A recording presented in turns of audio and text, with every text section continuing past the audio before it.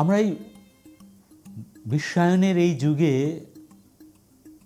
অর্থনৈতিক, রাজনৈতিক ঘেরার টোপ থেকে আমরা কেউই বাইরে নই।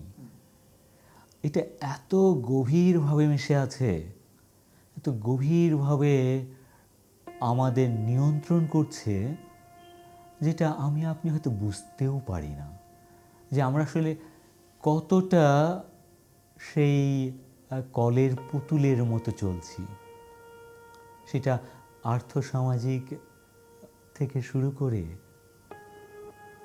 রাজনৈতিক এবং এখন সবচাইতে বেশি তথ্য প্রযুক্তির মাধ্যমে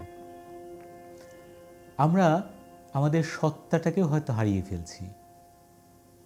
আমাদের সামাজিক সত্তা বলতে খুব কি বিশেষ কিছু চোখে পড়ে? আমাদের রাজনৈতিক আদর্শ, যেটা আমাদের এই অঞ্চল, এই বাংলা আমাদের শিখিয়ে এসছে শত শত বৎসর ধরে, সেটা কি আমরা ধরে রাখতে পারছি?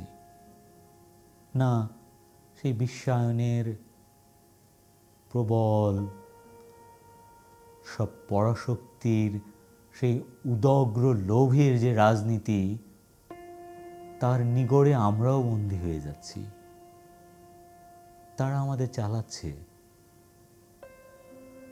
রাজনীতিতে অর্থনীতি দিয়ে, বিশ্বের আন্তর্জাতিক সংস্থাগুলো দিয়ে আমরা কিভাবে চলবো, আমরা কিভাবে পড়বো, আমরা কিভাবে কি খাবো, এটা যখন অন্য কোনো প্রতিষ্ঠান বলে দেয়, তখন আমরা অসহায় বোধ করি।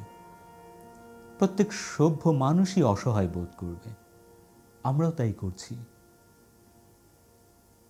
যখন আন্তর্জাতিক সংস্থা বলে দেয় তুমি এর সাথে মিশতে পারবে না, এর সাথে এই সামাজিকতা করতে পারবে না, তুমি অমুকের সাথে কোনো চুক্তিতে যেতে পারবে না, এবং তোমাকে এসব খেয়েই বাঁচতে হবে, তখন মানুষ হিসেবে আমাদের যে অসহায়ত্ব, সেটা প্রকট হয়ে ওঠে।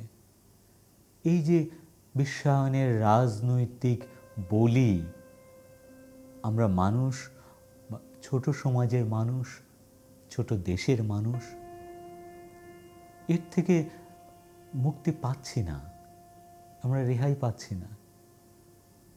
এবং এটার একটা কারণ হতে পারে,